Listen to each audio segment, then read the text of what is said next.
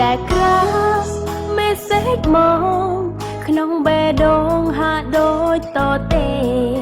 ការឈឺចាំក៏ជ្រៀតចូលដំណើរគ្នានឹងភាពឯកាគេផ្ញើពាក្យជូនពរមនុស្សល្អអើយឆាប់មានសង្សារបេះដូងត្រៀមឯកាគ្មានអ្នកណាកំដរយើងទេអរគុណសម្រាប់ពាក្យគេជូនពរប៉ុន្តែពាក្យស្រឡាញ់នៅឯណាតើអាចលុបសញ្ញាខានរវាងមិត្តភក្តិតើបានទេមេសេចមួយនេះផ្ញើពីគ្រាស្ទា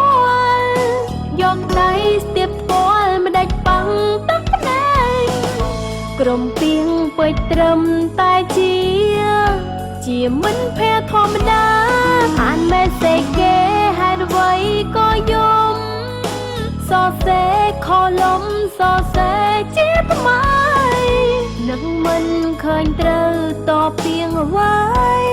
បានត្រឹមនិយាយក្នុងចិត្តម្នាក់ឯងរហូត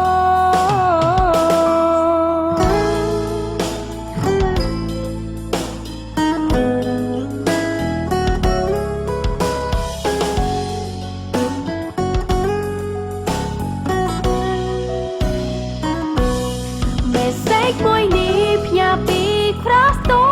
ល់យកដៃស្ទាបស្គាល់មិនដាច់ប៉ងទឹកភ្នែកក្រុមពីងពេចត្រឹមតែជាមិនភ័យធម្មតាអានមេសេចគេហេតុអ្វីក៏យំសរសេរខលំសរសេរជាថ្មីនឹងមិនឃើញត្រូវតពីងអ្វីបានត្រឹមនិយាយក្នុងចិត្តម្នាក់ឯងរហូត